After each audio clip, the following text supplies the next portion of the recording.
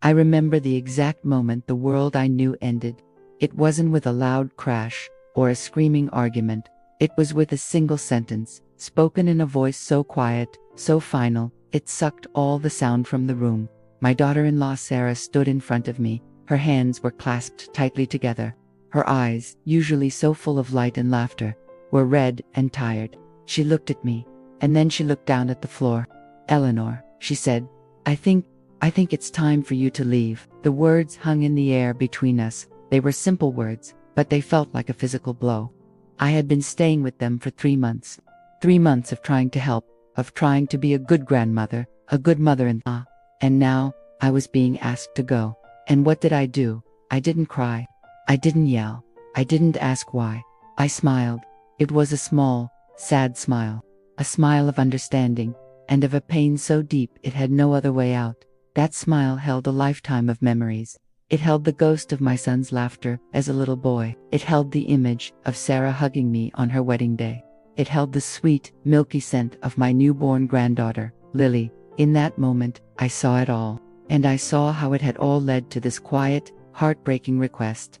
When my daughter-in-law told me to leave, I smiled instead of crying. Because sometimes, the deepest hurts don't come from anger. They come from love that has gotten lost. They come from good intentions that took a wrong turn. This is the story of how I lost my way in my own family, and how, in the silence that followed, I began to find my way back. My name is Eleanor. For 40 years, I was a wife. For 35 of those years, I was a mother. It was the most important job I ever had. My world revolved around my home, my husband, David, and our son, Michael. Michael was our miracle. After years of hoping, he came into our lives. He was this bright, cheerful little boy with a laugh that could fill the whole house. I loved being a mom. I loved making his favorite pasta, helping him with his school projects, and listening to his dreams. Our house was always warm, always full of life. Then, David passed away 5 years ago. A sudden heart attack. The world went quiet. The house that was once so full of noise and love became just a house, a place of echoes. I would set the table for one. I would watch television alone. The silence was the hardest part. It was a heavy blanket, smothering all the joy. But life goes on. You learn to live with the quiet. Then, Michael met Sarah.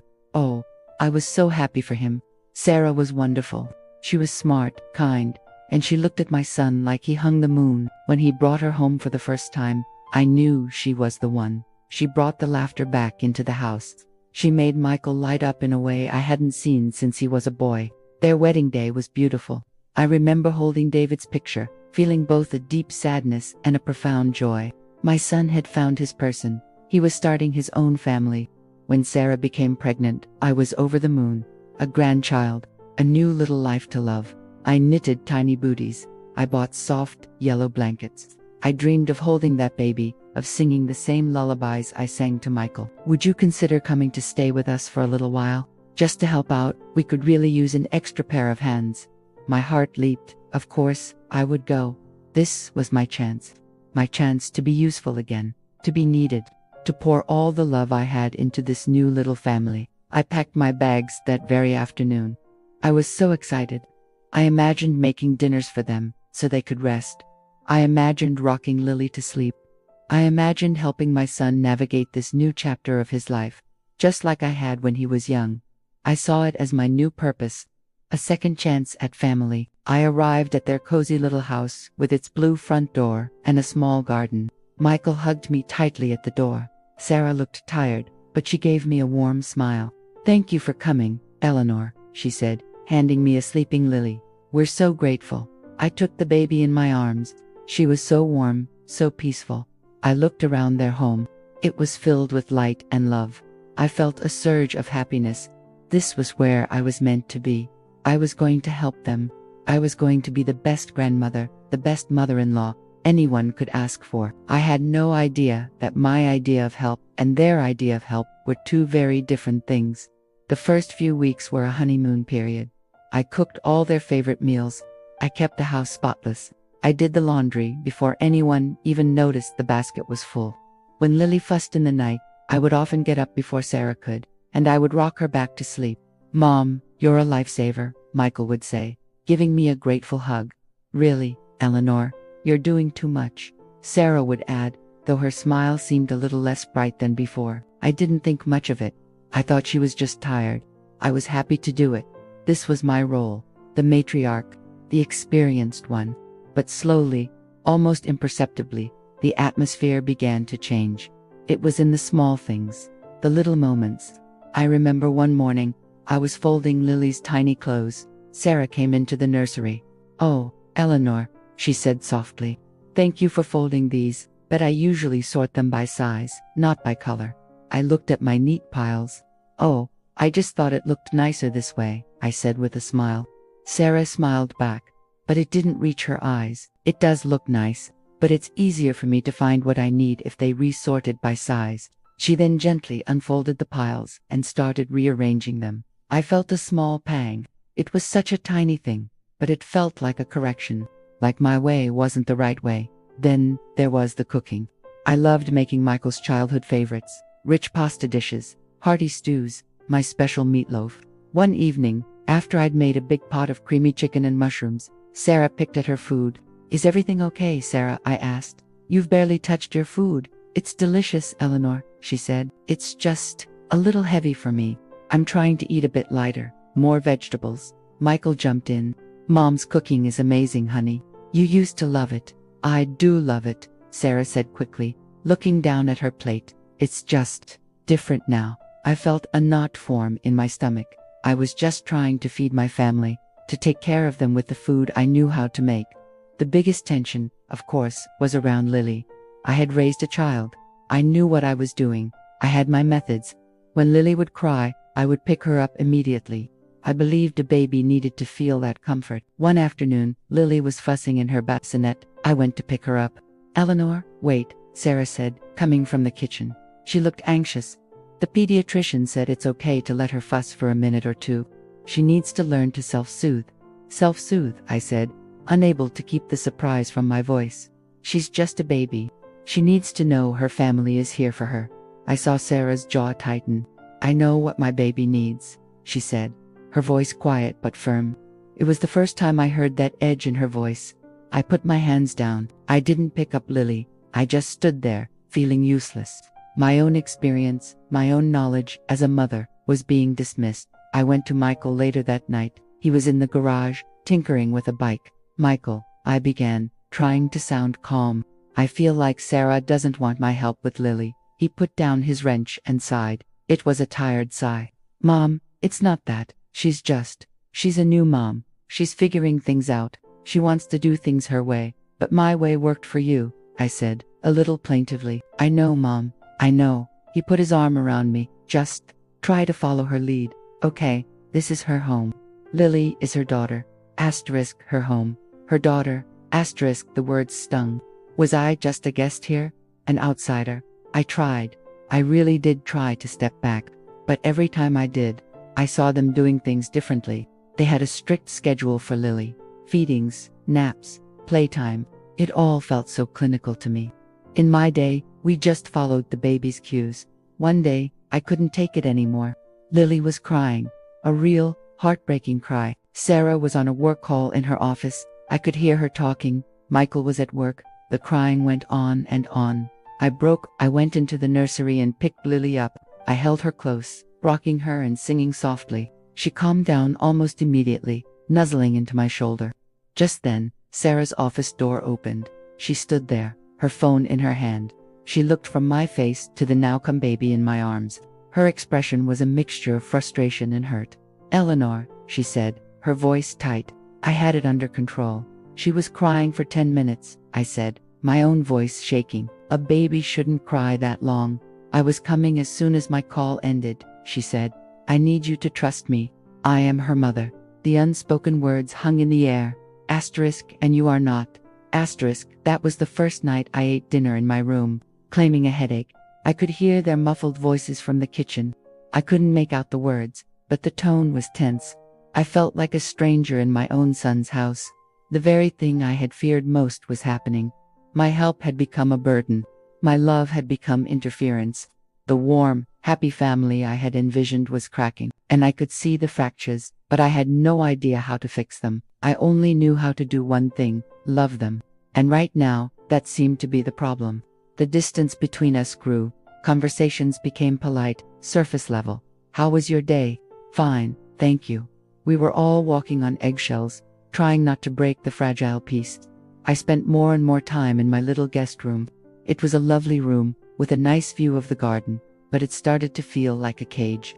I missed the easy companionship I used to have with my son. Now, when he came home from work, he would give me a quick hug, then immediately seek out Sarah and Lily. His world had rightly shifted, but it left me feeling adrift. I tried to bridge the gap. I bought Sarah a beautiful scarf I saw in a shop window. I thought she would like the color. She thanked me, but I never saw her wear it. I offered to make Michael his favorite dessert, a chocolate pudding cake. Maybe another time, Mom, he said. Sarah and I are trying to cut back on sugar. Every attempt I made seemed to land wrong. It was like we were speaking two different languages. My language was acts of service. Theirs was, I didn't know what it was. Space. Autonomy. The breaking point, the real turning point, was a quiet one. It wasn't a dramatic fight. It was a whisper. Lily had been particularly fussy one evening. It was clear she was working on a tooth. Sarah was trying to get her to sleep, but Lily was having none of it. Her cries echoed through the house. I was in the living room, pretending to read a book. My every instinct was to go in there, to take over, to show Sarah the old trick of walking and humming that always worked for Michael. But I remembered Michael's words. Asterisk, follow her lead. Asterisk, so I stayed put. I clenched my book, my knuckles white. After about 20 minutes, the crying stopped. I breathed a sigh of relief. A few moments later, Sarah came out, looking exhausted but triumphant. She's finally asleep, she whispered. See, I said, and I couldn't keep the hint of I told you so out of my voice. Sometimes they just need to be held and walked. Sarah's face fell. The small victory in her eyes vanished. No, Eleanor, she said, her voice flat. She didn't need to be walked. She just needed me. Her mother, without any commentary. She turned and went back to her bedroom, closing the door softly behind her. I sat alone in the silent living room. The clock ticked. I had done it again. I had taken a moment that should have been hers, a hard-won moment of motherhood, and I had made it about me. I had turned her success into my unsolicited advice. I felt a cold dread settle in my stomach. I was not helping. I was harming. I was hurting the very people I loved most. I didn't know it then, but the final act was about to begin. The walls I had built with my good intentions were about to come crashing down. It was a Thursday, a completely ordinary day. The sun was out, birds were singing. I decided I would try one more time. I would make a special dinner, a peace offering. I would make no comments about the baby. I would just be pleasant and quiet. I was in the kitchen, chopping vegetables, when I heard Michael's car pull into the driveway. He was home early. I felt a little flicker of hope. Maybe we could all have a nice evening together. I heard the front door open. I heard his footsteps in the hallway.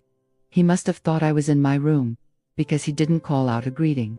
Instead, I heard him walk towards the master bedroom, where Sarah was putting Lily down for a nap. I was about to call out to him, to tell him I was in the kitchen, when I heard their voices. They were low, muffled by the closed door, but the house was small, and I could hear the tone. It was urgent, sad. I shouldn't have listened. It was a private moment, but I was frozen, my hand still holding a carrot and a peeler. I heard Sarah's voice, thick with tears. I can't do this anymore, Michael. I know. My son's voice replied. He sounded so tired, so defeated. I know it's hard. It's not just hard, Sarah cried. It's impossible. I feel like a guest in my own home. I feel like I'm being judged on every little thing. Is Lily dressed warmly enough? Is she eating enough? Am I holding her right? Am I mothering right? There's no room for me to learn, to make my own mistakes. She's taken over everything. My heart was pounding. They were talking about me. She's just trying to help Sarah, Michael said. But his voice lacked conviction. Is she? Sarah's voice was sharp with pain. Because it doesn't feel like help. It feels like a takeover. It feels like she's trying to relive her motherhood through me, and she's erasing me in the process. This is supposed to be our time, Michael. Yours, and mine, and Lily's, our little family. And I feel like I'm sharing my husband, and my daughter, with someone who thinks she knows better. There was a long silence. I could barely breathe. Then, Michael spoke. His words were so quiet, I had to strain to hear them. And what I heard shattered my world. "What do you want me to do?" he whispered. And then he said it.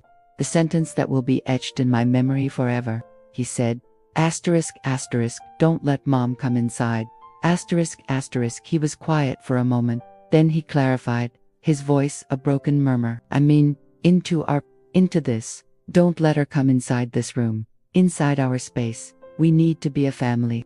Just us three. Asterisk, don't let mom come inside." Asterisk, in that moment, I wasn't his mother. I wasn't a beloved grandmother. I was an intruder. A problem to be managed. A wall between them and the family they were trying to build. The peeler slipped from my hand and clattered into the sink. The sound was like a gunshot in the silent house. The voices in the bedroom stopped abruptly. A second later, the bedroom door opened. Michael stood there, his face pale with shock.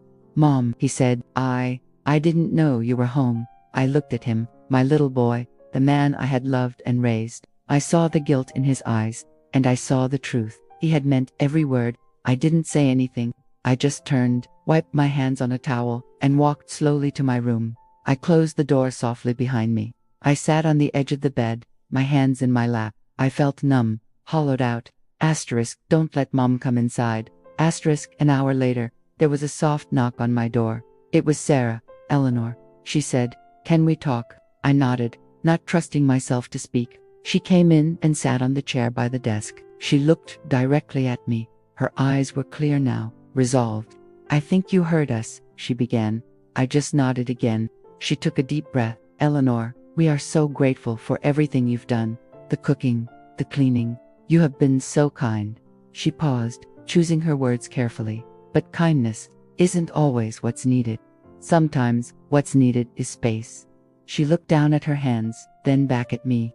"When you are here, I feel like I'm not the mother. I feel like I'm playing a part in your story. This isn't your home. It's ours. And Lily is my daughter. I need to be her mother, my way, not your way." Each word was a gentle, precise cut. There was no malice in her voice, only a profound, heartbreaking honesty. "I know you love us," she continued, her voice softening. "I know you love Lily more than anything. But that love, it's smothering us. It's smothering me." She finally said the words she had come to say. "Eleanor," she said, her voice quiet but firm, I think it's time for you to leave." And that's when I smiled. I smiled because crying would have been too simple. This pain was too complex for tears. It was a pain built from love, my love for them, their love for each other. It was a collision of good hearts. I looked at my daughter-in-law. I really looked at her. I saw the strong, capable woman she was. I saw the devoted mother she was trying to be. And for the first time, I saw that I was standing in her way. "Okay, Sarah," I said, my voice surprisingly calm. "I understand. I'll pack my things." The relief on her face was immediate, and it was also painful to see. She hadn't wanted to hurt me. She just wanted her family back. She left the room, and I was alone again. But this time, the silence felt different. It wasn't the silence of loneliness. It was the silence of realization. The game was over. I had lost, but for the first time, I understood why. I packed my suitcase slowly, methodically. Each folded item felt like a memory being put away. The yellow blanket I knitted for Lily, the apron I wore while cooking in their kitchen. It all went into the bag. Michael came to my door later that evening. He couldn't meet my eyes. "Mom, I'm so sorry," he mumbled. What I said, it came out wrong. I stopped him. "No, Michael," I said gently. "It came out right. You were speaking the truth. I wasn't ready to hear it." He finally looked at me, his eyes full of tears. "I love you, Mom, so much. This doesn't change that." "I know, sweetheart," I said, pulling him into a hug. I held him tight. "This man who was once my little boy, I love you too. And because I love you, I need to let you go. I need to let you have your own family." It was the hardest thing I've ever said. The next morning, I called a taxi. The goodbyes were quiet, full of unspoken emotions. Sarah hugged me. It was a real hug this time, not a polite one. "Thank you, Eleanor," she whispered, "for understanding." I just nodded. I held Lily one last time. I breathed in her sweet baby scent and kissed her soft forehead. "Be good for your mommy," I whispered to her. Then I got into the taxi. I didn't look back as we drove away. I looked forward, at the road ahead, the road leading back to my quiet, empty house. The first week back was the hardest. The silence was deafening. The emptiness was a physical presence, but this time, it felt different. It wasn't a silence of loss, but a silence of possibility. I had a lot of time to think, to replay the last 3 months in my head, and with distance, I saw everything so clearly. I saw myself, a woman drowning in grief and loneliness, clutching onto my son's family like a life raft. I saw how my help was really a desperate attempt to feel needed, to feel relevant. I saw how I had mistaken Sarah's quiet nature for weakness, when it was really a quiet strength I had been too blind to see. I had been so focused on being a grandmother that I had forgotten how to be a mother. A mother-in-law's role is not to lead. It is to support from the sidelines, to cheer, not to coach, to offer help only when it is asked for. I had imposed my love on them. I had given them what I thought they needed, not what they actually needed. They didn't need a manager. They needed a guest. They needed a grandmother who visited, who loved, and who then went home. It was a painful, humbling realization. My intentions were pure, but my actions were selfish. I was trying to fill the hole David left in my life by inserting myself into the center of theirs. I spent the next month just being. I reconnected with old friends. I started a small garden. I finally sorted through David's old things, something I hadn't had the strength to do before. I began to build a life for me, not Eleanor the wife, or Eleanor the mother, or Eleanor the grandmother, just Eleanor. I missed them terribly, but the missing was now a quiet ache, not a desperate panic. After about a month, I sent Sarah a text. It was simple. I was thinking of you and Lily today. I hope you are all well. No need to reply. Just wanted to send my love. She didn't reply that day, but the next day, she did. It was a picture of Lily, smiling, a gummy, joyful smile. The caption read, "Her first real smile. We thought you'd like to see." Tears filled my eyes. They were happy tears. It was an invitation, a small, tentative opening of a door I had slammed shut. I wrote back, "She is perfect, just like her mother." That was the beginning of our new relationship. It was slow. It was careful. I did not offer advice.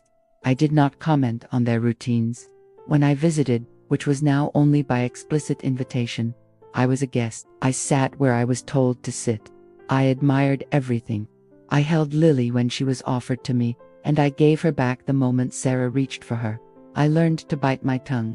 I learned to listen.